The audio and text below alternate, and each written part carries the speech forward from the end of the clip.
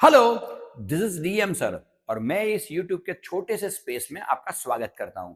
आज के इस वीडियो में हम लेने क्या वाले हैं, तो आज के इस वीडियो में हम लेंगे फ्रेजेस जो 12th इंग्लिश मीडियम वाले को सेक्शन सी में आता है और पूरा 4 मार्क का रहता है। और पहली चीज बता दूं, अगर इतने इडियम्स आपने ध्यान से कर लिए तो ये डीएम सर की गारंटी है कि आपके इडियम्स में 4 आउट ऑफ 4 तो आना तय ही है। तो चलिए शुरू कर रहे हैं भैया उसी से। सबसे पहले जरा गौर से देखिए, मैं क्या करूंगा मेरे भाई कि जहां मुझे सेंटेंस पढ़ने की जरूरत लगेगी वहां मैं सेंटेंस पढ़ूंगा, और जहां पे सीधा फ्रेज बोलने की जरूरत पड़ेगी तो वहां मैं सीधा फ्रेज बोलूंगा। रीजन इसका यही है कि भैया तकरीबन 50 के करीब मैं आपको फ्रेजेस करवाने वाला हूं, राइट? तो भैया वीडियो थोड़ा लंबा ना हो जाए इसीलिए मैं ये करने वाला हूं। चलिए फटाफट से शुरू करते हैं। सबसे पहली चीज क्या है, तो यहाँ सबसे पहले वाला वर्ड अगर आप देखोगे तो यहाँ पे लिखा हुआ है लुकिंग फॉर। अब लुकिंग फॉर का मीनिंग क्या होता है भैया? किसी भी चीज को सर्च करना या ढूंढना। तो ऑब्वियसली मेरे भाई लुकिंग फॉर का भैया जो आंसर बनेगा वो क्या बनने वाला है? Searching for. तो जरा गौर से देखिए, यहाँ लुकिंग फॉर था, नीचे सर्चिंग भी दिया हुआ था तो हमने सर्चिंग फॉर डाल दिया। अब बच्चे पूछेंगे सर सर्चिंग दिया है तो हम सर्चिंग फॉर कर सकते हैं? हाँ बिल्कुल कर सकते हो। अगर सेंटेंस में कोई प्रेपोजिशन वगैरह दिए हैं तो आप उसे अपने आंसर में आराम से ऐड कर सकते हो, कोई दिक्कत वाली चीज नहीं है। तो सबसे पहले जरा गौर से देखो कि they were looking for a house on rent. अब उसका आंसर क्या बनना? They were searching for a house on rent. तो ऐसे ही आंसर बनता है। तो यहाँ सर्चिंग फॉर का क्या होता है या लुकिंग फॉर, और लुकिंग फॉर का क्या होता है बेटा? Searching for. दोनों एक दूसरे के सिनोनिम है। चलो आगे चलते हैं। Okay, his dream looms like a mirage. क्या लिखा है भैया? मिराज। मिराज का मतलब बोलता है जैसे मृग जल बोलते हैं ना, वही है मिराज। ओके, मिराज माना जब भी हम गाड़ी से जा रहे हो तो रोड पे आपको कुछ पानी जैसा दिखेगा, वो पानी होता नहीं है, बस उसी चीज को बोला जाता है मिराज। चल शुरू करते हैं मेरे भाई। सबसे पहले his dream looms like a mirage. अब यहाँ पे क्या लिखा है बेटा? Looms like. अब लुम्स लाइक का मीनिंग क्या होता है? देखना, यानी अपीयर्स। है नहीं है वो बात की बात है, लेकिन ऐसा अपीयर हो रहा है। तो यहाँ लुम्स लाइक का क्या होगा भैया? अपीयर्स। अच्छी चीज ये है कि लुम्स के पीछे यहाँ पे एस और ईएस डला हुआ है, और यहाँ पहले से ही एस और ईएस डला हुआ है, तो हमको इसकी भी कोई चिंता करने की जरूरत नहीं है। ऐसा सोचो कि अगर हमको शायद केवल अपीयर दिया होता, राइट अगर ब्रैकेट में मुझे केवल अपीयर दिया होता, तो अगर मैं यहाँ अपीयर लिखता तो मुझे मार्क नहीं मिलता। मुझे अपीयर का क्या करना पड़ता भैया? अपीयर्स, यानी एस और ईएस मुझे भी डालना पड़ता। ओके, लेकिन चलो यहाँ अच्छा है, लुम्स लाइक आप दिया है, सीधा अपीयर्स डालेंगे, सेंटेंस बन जाएगा। His dream appears like a mirage. चलो आगे चलते हैं। The vagabond plodded along the road. Okay, अब ध्यान से देखिए भैया, ये एक आईएमपी वाला फ्रेज है। ओके, और प्लॉडेड अलोंग जो कोई भी है उसके एक दो मीनिंग निकल के आते हैं। अगर अलग मीनिंग होगा तो आगे मैं दोबारा प्लॉडेड अलोंग मैंने लिया ही होगा, तो आपको टेंशन लेने की कोई जरूरत ही नहीं है। चलिए शुरू करते हैं। Okay, the vagabond plodded along the road. Okay, अब देखो यार, प्लॉडेड अलोंग माने क्या होता है? वॉक्ड विद डिफिकल्टी होता है। यहाँ वॉक्ड विद डिफिकल्टी नहीं दिया, लेकिन यहाँ पे क्या वॉक्ड गेली भी होता है। यहाँ वॉक्ड गेली भी नहीं दिया है, तो यहाँ हो सकता है वॉक्ड अनस्टेडीली, माने भैया बिल्कुल अनस्टेबल चलना। ओके, और रैट ट्रैपर ऐसा करता था, आप जानते भी हो। ओके, और रैट ट्रैपर के लिए यहाँ वैगाबॉन्ड वर्ड यूज किया गया है। चलिए, तो plodded along will be replace with walked unsteadily. यहाँ पे भी अच्छी चीज है, प्लॉडेड के पीछे ईडी लगा हुआ है, तो यहाँ पे भी भैया वॉक्ड दिया हुआ है, यानी प्लॉडेड अगर मेरा V2 है तो यहाँ पे भी V2 है, तो कोई टेंशन लेने की जरूरत नहीं है। मैं सीधा प्लॉडेड अलोंग के साथ वॉक्ड अनस्टेडीली ले लूंगा। तो द वेगाबॉन वॉक्ड अनस्टेडीली। अब देखो, भले यहाँ अलोंग के नीचे अंडरलाइन हो, हम यहाँ अलोंग बिल्कुल से लिख सकते हैं, कोई टेंशन नहीं, because along is a preposition. Preposition sentence में से निकालने की हमको कोई जरूरत नहीं है। तो देखा कि सेंटेंस क्या बनता है? The vagabond walked unsteadily along the road. Okay, तो ये जो प्लॉडेड अलोंग है भैया, ये आपकी बोर्ड की एग्जाम के लिए आईएमपी तो है ही है। चलिए थोड़ा और आगे बढ़ लेते हैं, क्योंकि बहुत सारे फ्रेजेस हमको करना है। Number 4, from the beginning I had an aversion to. गजब गजब गजब, again this is an IMP one. Okay, अगर आप गाला, मार्वेल ये सारे पेपर से सॉल्व करेंगे तो बार बार यही फ्रेजेस आपको देखने को मिल जाएंगे। तो मेरा ऐसा मानना है कि मेरे इस वीडियो के बाद फ्रेजेस में आपको कोई दिक्कत नहीं रहने वाली। 4 आउट ऑफ 4 मैंने बोला तय ही है आपके। चलिए देखते हैं, शुरू करते हैं। ओके, तो एवर्जन का मीनिंग क्या होता है? एवर्जन टू का मीनिंग होता है डिसलाइक फॉर, यानी किसी चीज को आप पसंद नहीं करते तो डिसलाइक की जगह पे आप एवर्जन ऐसा कोई वर्ड भी इस्तेमाल कर सकते हो। चलिए, तो यहां मैंने ढूंढ लिया कि एवर्जन जो कोई भी है उसका सिनोनिम यानी सिमिलर फ्रेज क्या होता है, डिसलाइक फॉर होता है। अपन उसको सेंटेंस में यूज करते हैं। Okay, from the beginning I had a dislike for, क्या आएगा बेटा, I had a dislike for. Okay, तो यहाँ एवर्जन को मैंने डिसलाइक फॉर से रिप्लेस किया है। अच्छा, यहाँ एवर्जन के बाद टू आता है लेकिन डिसलाइक के बाद फॉर आता है, तो प्रेपोजिशन का कोई टेंशन है नहीं। ओके, नंबर 2, यहाँ पे अगर आप देखोगे गौर से तो मैंने अंडरलाइन करके दिया हुआ है, यहाँ पे भी देखोगे तो मैंने अंडरलाइन करके दिया हुआ है। ओके, जब आप बोर्ड की एग्जाम में जाते हो तो जो सेंटेंस आपको दिया है वहां अंडरलाइन नहीं होता है। गॉट इट, ये आपको थोड़ा ज्यादा ही मालूम पड़े इसलिए मैंने पहले से अंडरलाइन करके दिया हुआ है, राइट। लेकिन जब आप बोर्ड की एग्जाम में जाओगे तो आपको वहां पे अंडरलाइन नहीं दिखने वाला, वहां सीधा सेंटेंस लिख के दिया होगा।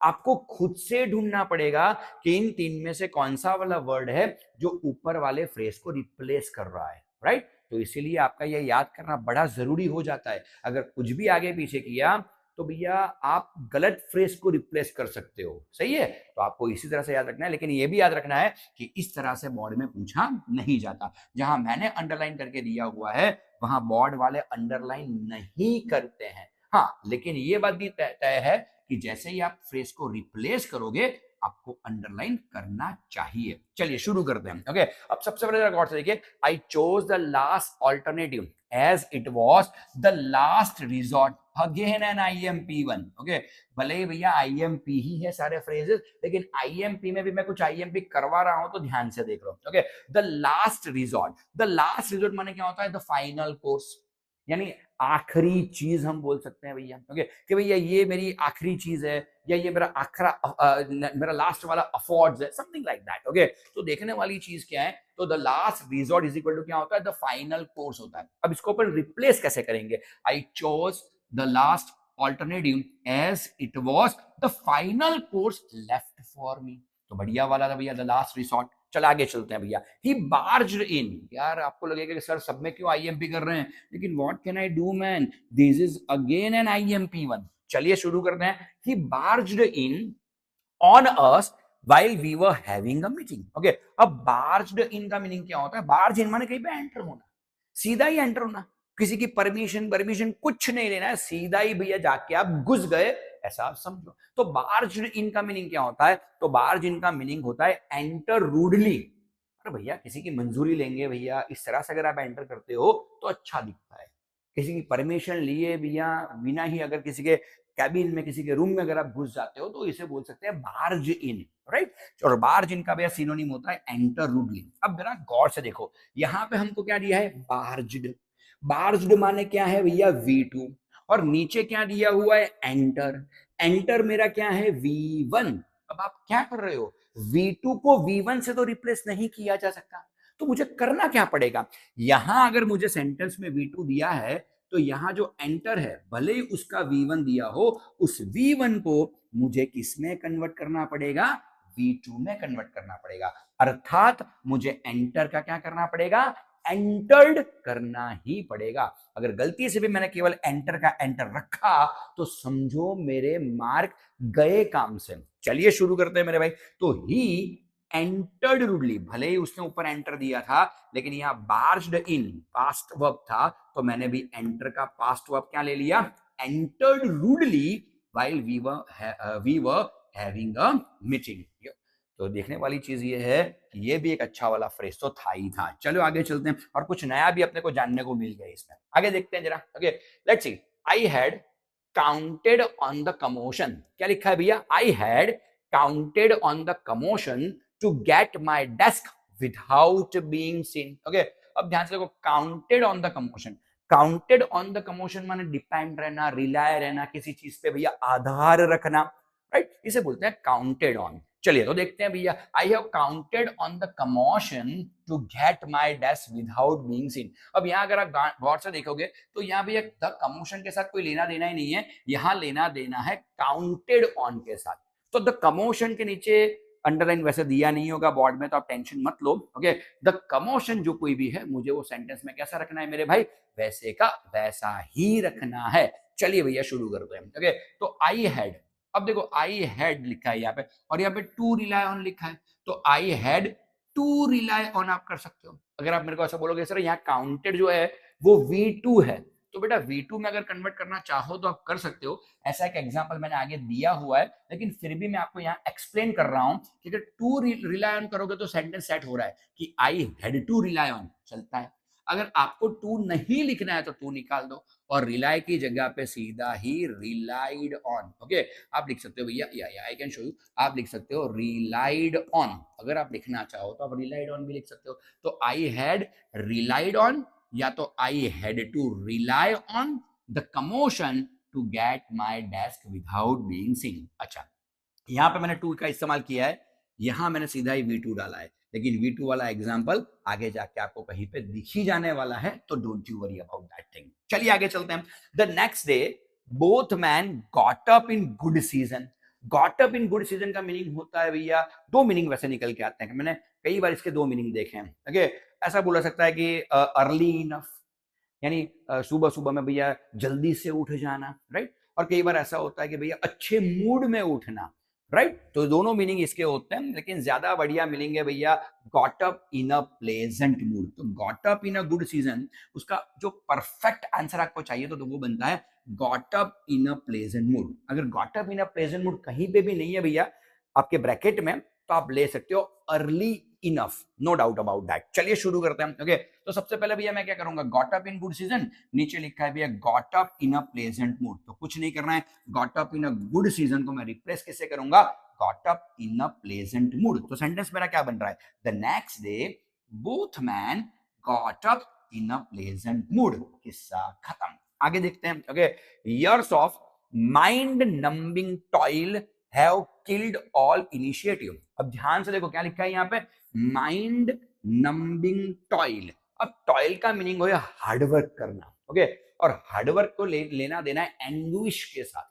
माइंड नंबिंग यानी कुछ कहीं पे भी दिमाग कुछ लगाना नहीं, अगर काम दिया है तो मेहनत करते जाओ, मेहनत करते जाओ, मेहनत करते जाओ, दिमाग लगाने की जहां जरूरत ही ना हो, तो उसे क्या बोलते हैं भैया, एंग्विश। क्या बोलते हैं ऐसी चीजों को, एंग्विश बोलते हैं। बड़ी कम जगह पे ये फेस दिखता है, लेकिन ये फ्रेज है बड़ा आईएमपी वाला, तो आप ध्यान रखिएगा, शायद बोर्ड की एग्जाम में आ सकता है आपको। ओके, तो देखते हैं, years of great anguish, तो mind numbing toil will be replaced with great anguish have killed all initiatives, so have killed all initiatives can be the answer. Okay, तो mind numbing toil मेरे ख्याल से बड़ा बढ़िया वाला फ्रेज था, तो आपको इसका ध्यान रखना चाहिए। चलो थोड़ा और फटाफट आगे चलते हैं। Okay, sitting at my desk I was tearing up newspapers day in and day out. Day in and day out माने all the time. हमेशा ये बंदा यही काम करता है. ओके, तो देखते हैं भैया, day in and day out, right, तो all the time भी हो सकता है। और दूसरा क्या लिखा है यहाँ पे, every day for a long time.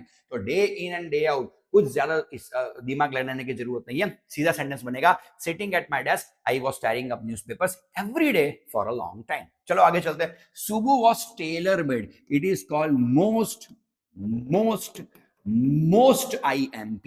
तो चलिए शुरू करते हैं भैया। Subbu was tailor made. Tailor made का मीनिंग होता है किसी चीज के लिए आप बने हो, यानी किसी चीज के लिए आप सबसे ज्यादा सुटेबल हो। तो ऑब्वियसली टेलर मेड का भैया सिनोनिम क्या होता है, वेरी सुटेबल। तो हम क्या लिखेंगे, Subbu was very suitable for films. बहुत अच्छा वाला फ्रेज था। 11 नंबर 12 पे चलते हैं। At last I felt released free to brush aside. अब यहां पे क्या लिखा है बेटा, ब्रश असाइड। देखो मैं दोबारा बोल रहा हूं, आपको ब्रश असाइड के नीचे अंडरलाइन नहीं दिया होगा, आपको खुद से ढूंढना है कि ब्रश असाइड उसका सिनोनिम कौन सा है मेरे भाई, इग्नोर। तो आपको ब्रश असाइड खुद ढूंढना है, उसकी जगह पे इग्नोर लिखना है। और हाँ, इग्नोर के नीचे अंडरलाइन जरूर से करना है, ताकि आपके पेपर चेकर अच्छे से पेपर को चेक कर पाए। चलिए, तो at last I felt release free to ignore fear. Brush aside का मीनिंग होता है इग्नोर। चलिए, तो फ्रेजेस याद रखोगे तो अभी अच्छे खासे मार्क आप ले लोगे। चलिए आगे चलते हैं। M Hamel wanted to pull all he knew into our heads at one stroke। at one stroke का मीनिंग होता है with immediate action। आप जानते हो लास्ट लेसन में से, और एम हैमल सारी की सारी चीजें बच्चों को एक साथ सिखाना चाहते हैं। ओके, तो एट वन स्ट्रोक का मीनिंग क्या होता है भैया, विथ एन इमीडिएट एक्शन। तो कुछ नहीं करना है, एट वन स्ट्रोक की जगह पे लिख देना है भैया with an immediate action. At निकल गया, उसकी जगह पे विथ आ गया। कोई ना कोई प्रेपोजिशन तो रहता ही रहता है। चलो आगे चलते हैं। I had the strength to resist and hurried off. क्या लिखा है बेटा यहाँ पे? Hurried of. हरीड ऑफ माने भागना, जल्दबाजी में कहीं पे पहुंचना। तो पेस्ड फॉर लिख सकते हो, ओके, या पेस्ड फास्ट लिख सकते हो। यहाँ पे दिया है भैया पेस्ड फास्ट, तो हम क्या लेंगे भैया? I had the strength to resist and paced fast. अब ध्यान से देखो बेटा, ओके, यहाँ पे पेस्ट फास्ट पहले से दिया हुआ था, तो यहाँ पे भी हमने पेस्ट फास्ट सीधा ही ले लिया है। हरीड भी V2 था, पेस्ट फास्ट भी V2 था, तो आराम से रिप्लेस हो गया, कोई टेंशन नहीं लगा अपने को। आगे देखते हैं। That's why they left looking for gold. अब देखो लुकिंग फॉर माने सर्चिंग फॉर ही होता है, लेकिन यहाँ कुछ अलग तरीके से लिया है। क्या लिया है भैया? Looking for gold.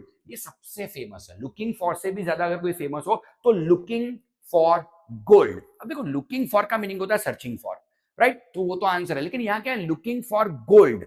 यहाँ गोल्ड का मीनिंग क्या है? अपॉर्चुनिटीज है। तो यू शुड रिमेंबर दिस। तो यहाँ पे क्या आएगा भैया कि that's why they left, comma, in looking for, इनका हमने क्या किया है? In search of good opportunities. In search of good opportunities. तो लुकिंग फॉर गोल्ड का सिनोनिम क्या होता है? होता है in search of good opportunity. तो ये भी एक बढ़िया वाला था, नो डाउट अबाउट दैट। चलो थोड़ा और आगे बढ़ लेते हैं, ओके। अच्छा, अगर आपके पास नोट और पेन हो तो सारे के सारे फ्रेजेस लिख लो भैया। क्वेश्चन यानी कि पूरा सेंटेंस दो बार लिखने की जरूरत नहीं है। आप क्या करो, जिसके नीचे मैंने अंडरलाइन किया है, जैसे day in and day out, right, तो यहाँ पे उसका आता है ऑल द टाइम, तो day in and day out dash all the time ले लो। यहाँ पे लिखा है भैया we can talk like this के एवर कम इनटू मनी, माने होता है हैव इनफ ऑफ मनी, तो आप लिख लो ever come into money dash have enough of money, ऐसे लिख लो तो थोड़ा प्रॉब्लम आपका सॉल्व हो जाएगा। चलिए शुरू करते हैं, okay. Seeing my sitting at desk my job tearing newspapers day in and day out. आगे भी day in and day out आ गया है मेरे भाई, और मैंने उस टाइम पे भी बोला था कि day in and day out का मीनिंग क्या होता है? All the time. So simple. तो मैं और कुछ नहीं करूंगा, day in and day out उसका मैं क्या कर दूंगा? All the time. चलिए आगे चलते हैं। If I ever come into money, if I ever come into money, it is an IMP1। यहां पे कुछ नया होता है, तो यहां सेंटेंस भी ध्यान से देखना। चलो, if I ever come into money I will buy a boutique. अब यहां पे क्या आएगा भैया? If I ever come into money, तो एवर कम इनटू मनी ये फ्रेज है, वो रिप्लेस किससे होगा? हैव इनफ मनी, उससे रिप्लेस होने वाला है। अब कैसे करोगे मेरे भाई? तो वो होगा if I have enough money, यानी एवर कम इनटू मनी, सब कुछ निकाल दो। चलो मनी रहा है मेरे भाई, कोई टेंशन नहीं है, तो मनी रख सकते हो। तो if I have enough money I will buy a boutique, okay. चलिए आगे चलते हैं। Don't go fast, you will get to your school in plenty of time. Plenty of time माने तुम्हारे पास काफी अच्छा वाला टाइम है, डोंट यू वरी, ओके। अच्छा वाला टाइम माने अर्ली इनफ हो सकता है, कुछ नहीं करना है। जहां इन प्लेंटी ऑफ टाइम है, प्लेंटी ऑफ टाइम है, उसी की जगह पे मुझे क्या डालना है भैया? अर्ली इनफ डाल देना है। चलिए थोड़ा और आगे बढ़ लेते हैं, ओके। अब चलते भैया नंबर 19 नंबर वाले फ्रेज के ऊपर, ओके। टोटल 50 के अराउंड फ्रेजेस हैं, तो बिल्कुल थकना नहीं है। नोट पेन लेके बैठ जाओ, सारे फ्रेजेस लिख डालो, आगे जाके याद कर लो, फिर मेरे को एग्जाम के बाद याद करना कि भैया 4 मार्क तो सर ने दिलवा ही दिए इस लेक्चर के बाद। चलिए शुरू करते हैं, okay. On hearing her voice through the sound equipment she was struck dumb. बहुत अच्छा लिखा है यहाँ पे स्ट्रक डम, ओके। स्ट्रक डम माने सरप्राइज्ड हो जाना, और कभी कभार क्या होता है? सरप्राइज का ही सिनोनिम होता है एस्टोनिश्ड। क्या होता है मेरे भाई? एस्टोनिश्ड। तो आप एस्टोनिश्ड भी बोल सकते हो, सरप्राइज्ड भी बोल सकते हो, कुछ नहीं करना है, सरप्राइज सीधा ही रिप्लेस करेगा स्ट्रकडम को। क्यों? क्योंकि स्ट्रकडम मेरा V3 है, सरप्राइज भी मेरा V3 है, तो मुझे कोई टेंशन है नहीं, मैं आराम से उसे रिप्लेस कर पाऊंगा। चलो आगे चलते हैं boss, okay. He wanted a chance to sneak away as inconspicuously. बहुत बढ़िया वाला फ्रेज, ओके। और आप देखना कि ऐसे ऐसे फ्रेज आपने आगे नहीं देखे होंगे, राइट? ये केवल इसी वीडियो में तुमको मिलने वाले हैं, वरना भैया पूरी टेक्स्ट बुक देख लो, बहुत सारे पेपर सेट देख लो, ये सारे फ्रेज आपको नहीं दिखने वाले। That's why I am telling you कि my video is very important for the board examination. चलो शुरू करते हैं, okay. He wanted a chance to sneak away in as inconspicuously, माने वो बंदा किसी की नजर में आए बिना वहां से निकलना चाहता है। अब जब आप किसी की नजर में आए बिना वहां से निकलना चाहते हो तो इसका मीनिंग होता है लीव स्टिल्थीली। क्या बोला जाता है बेटा? लीव स्टिल्थीली। और लीव स्टिल्थीली के आगे मुझे कोई प्रेपोजिशन नहीं दिया, यानी in, on, of, for, by, with, without, to, under, ऐसा कोई प्रेपोजिशन नहीं है। तो मैं क्या करूंगा? स्नीक अवे के आगे कौन सा प्रेपोजिशन है? टू, उसी से चला लूंगा। तो मेरा सेंटेंस क्या बनेगा? He wanted a chance to, मैंने ले लिया। और भैया स्नीक अवे एज इनकॉन्स्पिशियसली को मैं रिप्लेस किससे करूंगा? लीव स्टिल्थीली से। ओके, बहुत अच्छा वाला फ्रेज था। आगे देखते हैं। I started for school very let that morning and was in great dread of. ये भी अच्छा वाला चैप्टर नंबर 1 में से। इन ग्रेट ड्रेड ऑफ माने डरना, फियर में होना, कुछ नहीं करना है। इन ग्रेट ड्रेड ऑफ को रिप्लेस किससे करना है? इन फियरफुल। ओके, एंटीसिपेशन किससे करना है भैया? इन फियरफुल एंटीसिपेशन। इन फियरफुल एंटीसिपेशन माने, एंटीसिपेशन माने क्या? बहुत अच्छी चीजें सोचना, उसे भी एंटीसिपेशन बोलते हैं। कुछ बुरी बुरी चीजें सोचना, उसे भी एंटीसिपेशन बोलते हैं। ओके, तो यहाँ जो भैया बच्चा है जो स्कूल जा रहा है, ओके, वो बहुत सारी चीजें ऐसे सोचता है कि स्कूल अगर मैं लेट हो गया तो क्या होगा, क्या नहीं होगा, समथिंग लाइक दैट। तो he is in great dread of माने डरा हुआ है, डरा हुआ है माने इन फियर ऑफ एंटीसिपेशन। चलिए आगे चलते हैं दोस्तों। ओके फाइन, आगे देखते हैं कौन सा वाला फ्रेज है, क्या है क्या नहीं। Let's see. ओके, आगे कुछ इस तरह से, let's see. Okay, boys and girls will play pieces of colored glass into circles of bangles with their parents in dark hutments. In dark hutments, hutments माने झुग्गी झोपड़ियां, राइट? तो देखने वाली चीज क्या है कि in dark hutments, dark hutments को रिप्लेस किससे किया जाएगा? रिप्लेस किया जाएगा encampment of huts without lights. यानी एनकैम्पमेंट, कैंप जैसा कुछ साइट दिखे जो झोपड़ियों से बना हुआ हो और जिसमें लाइट्स वगैरह ना हो। कुछ नहीं करना है। इन डार्क हटमेंट्स को सीधा अपन किससे रिप्लेस करेंगे? सीधा कुछ नहीं, पूरा सेंटेंस लिख दो। सीधा क्या लिखना है लास्ट में? Encampment of huts without lights, nothing else. आगे देखते हैं। Okay, the peddler had to resort to both begging and petty theory to keep his body and soul together. सबसे आईएमपी है ये सेंटेंस, आपको बहुत जगह पे देखने को मिलेगा। आप बोलोगे सर यहाँ रिसोर्ट टू भी है। हाँ है रिसोर्ट टू, लेकिन बेटा नीचे तो ऑप्शन अगर देखेगा तो रिसोर्ट टू माने लास्ट ऑप्शन होता है, राइट? तो देखने वाली चीज क्या है, यानी लास्ट कोर्स होता है, वो कहीं पे भी मुझे दिया नहीं है। तो रिसोर्ट टू नहीं है मेरा आंसर। मेरा आंसर यहाँ पे क्या बनने वाला है? To keep his body and soul together. And to keep his body and soul together का मीनिंग क्या होता है? Manage to keep alive. कुछ नहीं करना है। ओके, मेरे को भैया ये लिखा है to keep his body and soul together. अब ध्यान से देखो, to keep his body and soul together आगे कौन सा प्रपोजिशन है? टू।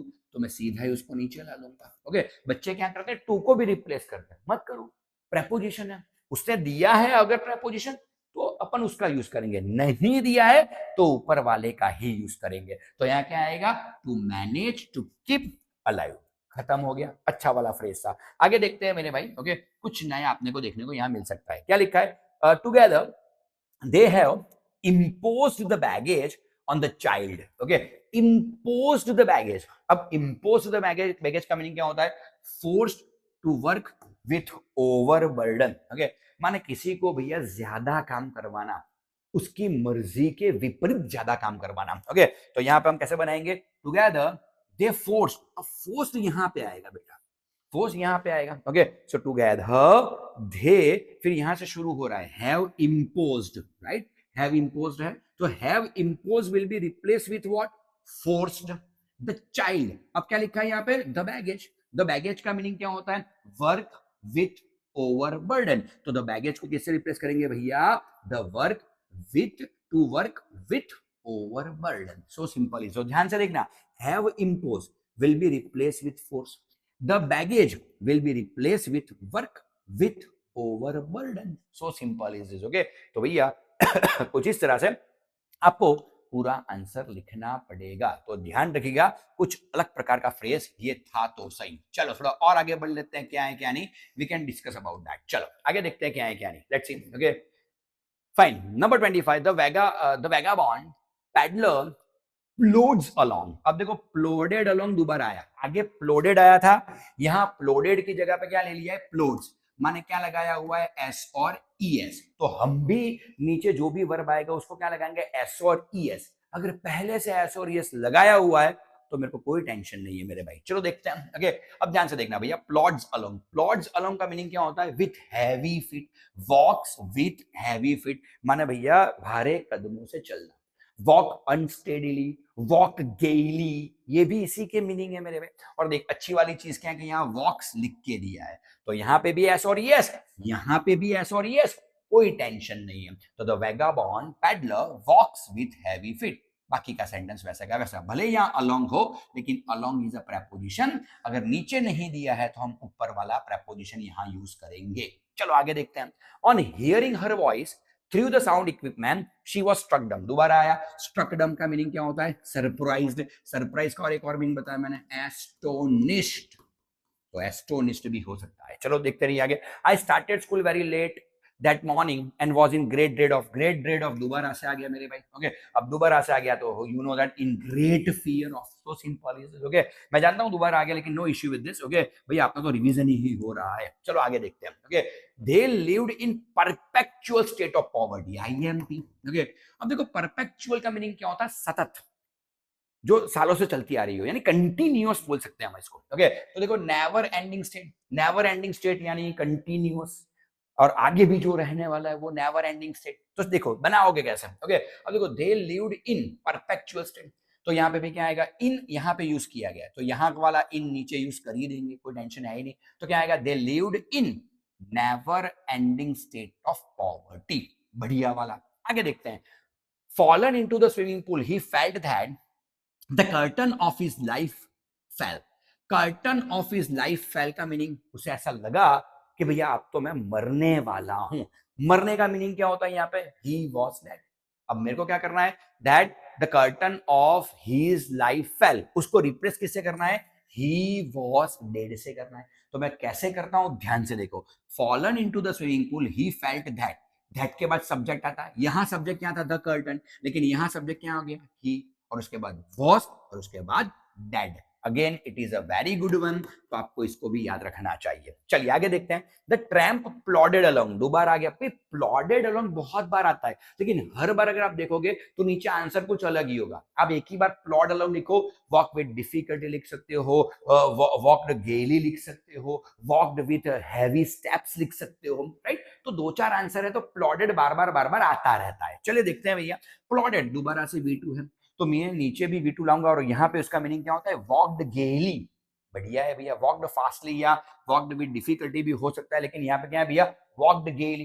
एक्चुअली देखा जाए तो यहाँ वॉकड गेली और वॉकड विद डिफिकल्टी दोनों आंसर हो सकता है, लेकिन भैया आगे अपन ने वॉकड विद डिफिकल्टी ले लिया है तो हम यहाँ पे क्या लेंगे, वॉकड गेली ले लेंगे। तो द ट्रैम वॉकड गेली अलोंग द रोड, दोबारा देख लो, ऊपर अलोंग है, नीचे अलोंग नहीं था, तो अलोंग प्रेपोजिशन मैंने यहाँ पे यूज कर दिया है। चलो थोड़ा और आगे बढ़ लेते हैं भैया। कौन से नंबर का फ्रेज पे पहुंचे अपन, पहुंचे 31 पर, अभी और 20 बाकी है, 10-15 मिनट का खेल और बाकी है, देखते हैं। Okay, I would never deprive you of the opportunity. Deprive you of का मीनिंग होता है किसी भी बंदे को, किसी भी व्यक्ति को किसी चीज से दूर रखना, सीधी भाषा में वंचित रखना। ओके, ऐसा बोला जा सकता है। तो यहाँ पे क्या आएगा, कीप फ्रॉम गेटिंग, क्या होता है बेटा, कीप फ्रॉम गेटिंग। अब डिप्राइव V1 ही है, तो क्या आएगा, आई वुड नेवर, डिप्राइव का मैंने क्या कर दिया, कीप यू फ्रॉम गेटिंग, यहां यू था तो मुझे यू यहां लाना पड़ेगा, तो कीप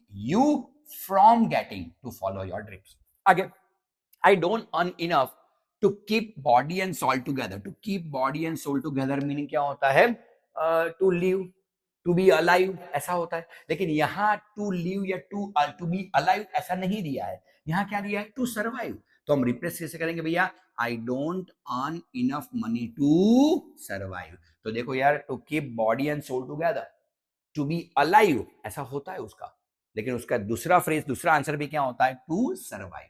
तो अगर किसी चीज के एक से ज्यादा आंसर आते होंगे तो वो फ्रेज भी मैंने यहाँ पे लिए होंगे। तो यू शुड रिमेंबर कि ये जो मेरा वीडियो है भैया, इसे अपन बोल सकते हैं कि कंप्लीट वीडियो है, फ्रेजेस से बाहर का कोई हो ही नहीं सकता। चलो थोड़ा और आगे बढ़ लेते हैं।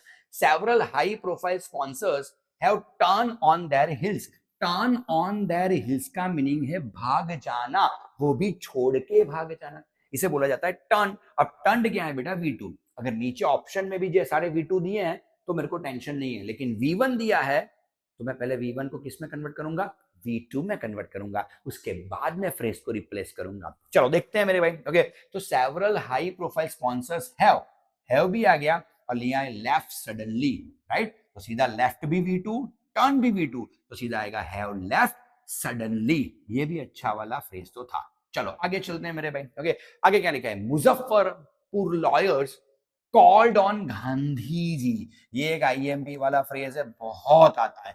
कॉल्ड ऑन का मीनिंग क्या होता है, गांधी जी को लिखा उन्होंने, लेटर लिखा। तो Muzaffar lawyers wrote to Gandhi ji, यहाँ पे भी V2, यहाँ पे भी V2, तो सीधा रिप्लेस हो गया, कोई टेंशन नहीं है। Okay, I reached the school all out of breath. All out of breath माने हफ्ते हफ्ते पहुंचना, राइट। अब हफ्ते हफ्ते पहुंचना, इसका मीनिंग क्या होता है, पांटिंग। ऑल ऑफ अ ब्रेथ को सीधा ही मैं रिप्लेस किससे करूंगा मेरे भाई, पांटिंग से करूंगा। He was a roof over his head. क्या लिखा है बेटा, a roof over his head. अब रूफ ओवर द हेड माने घर के ऊपर क्या होना, छत।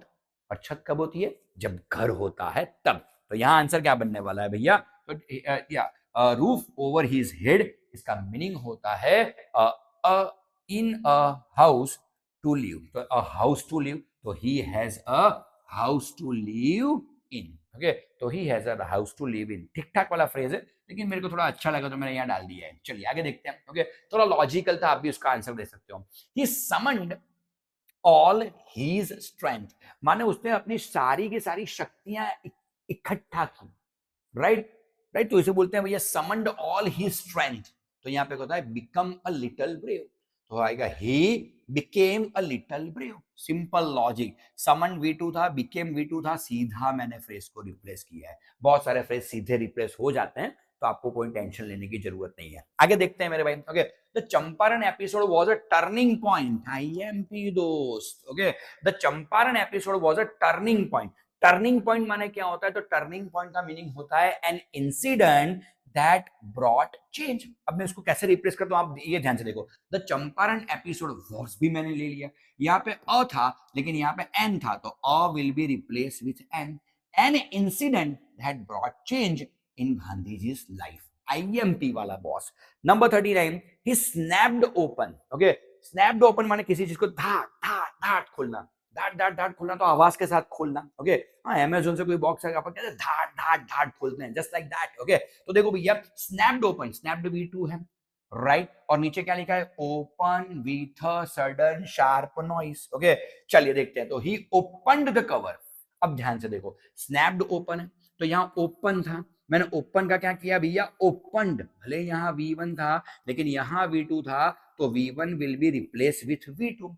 तो he opened the cover with a sudden sharp noise. तो ये ध्यान से देखिएगा, थोड़ा इजी वाला लगता है लेकिन ये इजी नहीं था। स्नैप्ड V2 है, नीचे ओपन है, ओपनड मुझे करना पड़ेगा जब मैं स्नैप्ड को ओपन से रिप्लेस करूं तब। ओके, तो ये छोटी छोटी चीजें हैं, जब भी बच्चे करते हैं तो ध्यान नहीं रखते हैं, इसीलिए आपके फ्रेजेस में मार्क जाते हैं मेरे भाई। चलो आगे चलते हैं। The British government was baffled. Yes, baffled माने होता है कंफ्यूज्ड, और इसे भैया बिल्कुल कंफ्यूज होने की जरूरत नहीं है, यहाँ आंसर है आइए, ये चीज तो आईएमपी ही आईएमपी है। ओके, तो और कुछ नहीं करना, बैफल्ड को सीधा रिप्लेस करूंगा कंफ्यूज्ड से। Okay, in a few minutes the fog would be wrapped. Wrapped का मीनिंग क्या होता है, ओवर होना, खत्म होना। Okay, so simple is this. तो देखो भैया, वुड तो दिया ही है, यहाँ पे भी वुड कवर लिखा ही है, तो देखो in a few minutes the fog would cover. बस, तो वुड का वुड मैंने वैसे के वैसा रखा, केवल रैप्ड का मैंने क्या किया, कवर। कवर्ड नहीं होता है, तो भैया कवर का कवर, अबाउट द हाउस। चलो आगे देखते हैं। Even my legs felt limp and blackness swept over. क्या लिखा है बेटा, स्वेप्ट ओवर। स्वेप्ट ओवर का मीनिंग भी कवर करना होता है। स्वेप्ट ओवर, छा जाना, यानी कवर करना ही होता है। तो ध्यान से देखो भैया, स्वेप्ट इज V2, और यहाँ पे क्या दिया है भैया, कवर्ड पहले से ही दिया है, तो टेंशन तो है नहीं मेरे भाई। तो यार every legs felt limp blackness covered my brain, तो यहाँ पे क्या आएगा, covered my brain, as simple as that. Okay, चलिए यहाँ पे कवर्ड इसलिए नहीं किया क्योंकि आगे सीधा वुड था इसलिए, और वुड के बाद तो हमेशा V1 आता है, और यहाँ पे नहीं था तो सीधा मुझे, यहाँ वुड नहीं था तो मुझे स्वेप्ट का कवर्ड करना ही पड़ा। चलो आगे देखते हैं मेरे भाई क्या है क्या नहीं, लेट्स सी। ओके, आगे वाला फ्रेज जरा गौर से देखते हैं, let's see. Okay, he had to resort to both begging and petty thievery to keep his body together. Okay, तो देखो survive in difficult circumstances, वैसे सर्वाइव से आपको मालूम पड़ ही जाता, लेकिन थोड़ा अलग लिखा है, सर्वाइव इन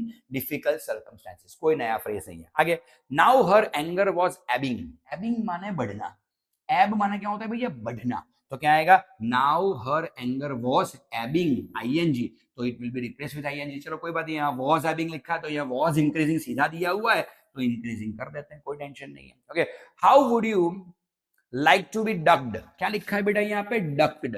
डक्ड का मीनिंग क्या होता है, पुश्ड अंडर द वाटर, यानी पानी के अंदर फेंकना, उसे डक्ड बोला जाता है। ओके, तो ध्यान से देखो, how would you be like to be, यहाँ क्या है, to be pushed under the water, तो सीधा ही भैया ducked will be replace with to be pushed under the water. यहाँ भी टू बी था, यहाँ पे भी टू बी है, बस तो कुछ नहीं करना, ducked will be replace with pushed under water, nothing else. Okay, अच्छा वाला फ्रेज था अगर कहीं पे लिखे जाए तो। आगे देखते हैं मेरे भाई, number 46, I never saw M Hammer look so tall. Wow. Okay, it is an IMP. Look tall माने look confident, seem confident. Okay, look so tall V1 है, seem so confident भी V1 से शुरुआत हो रही है, कोई टेंशन नहीं, तो I never saw M Hammer seem so confident, बढ़िया वाला phrase. By the time I actually set foot on Antarctica continent, set foot माने कहीं पे पैर रखना, पैर रखना माने लैंड होना,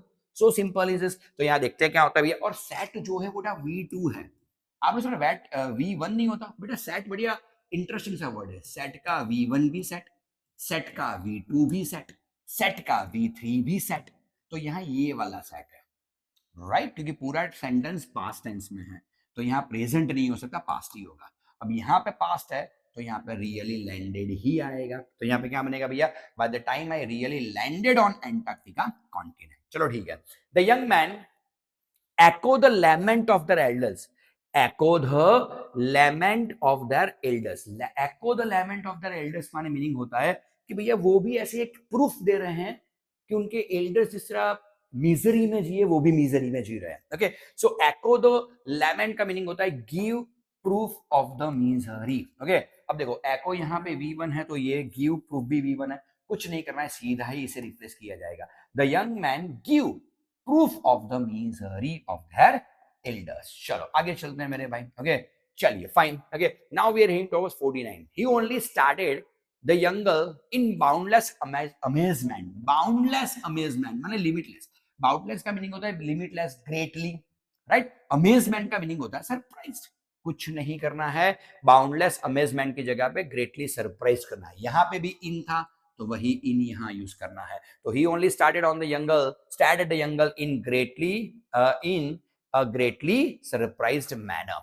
आगे देखते हैं भैया, अच्छा ए यहाँ पे अगर नहीं दिया तो यहाँ पे भी लिखने की जरूरत नहीं है। ओके, इन ग्रेटली सरप्राइज्ड मैनर। आगे देखते हैं, his success in the films dwarfed his literally achievement, आपको इस तरह से पूछते, देखो यहाँ पे अंडरलाइन नहीं है, यहाँ अंडरलाइन आनी चाहिए dwarfed के नीचे, dwarfed माने छोटा बनाना, छोटा बनाना माने क्या होता है, मेड लो, dwarfed V2 मेड लो, तो क्या होता है यहाँ पर, his success in films made low his literally achievement, हुआ कि नहीं हुआ। आगे देखते हैं मेरे भाई। Okay, he made us haste to, haste to का मीनिंग क्या होता है, जल्दबाजी में कहीं पे पहुंचना माने हरीड, तो क्या होगा, he hurried to, अब देखो हेस्ट के बाद टू था, हरीड के बाद नहीं था, तो ये टू मैंने यहाँ पे ले लिया, जैसे लोडेड अलोंग में अलोंग लेते हैं उसी तरह, तो he hurried to the man who lay motionless, so simple is this। Okay, तो भैया देखने वाली चीज क्या है कि these were all your phrases, मेरे ख्याल से अगर इतने फ्रेजेस याद कर लिए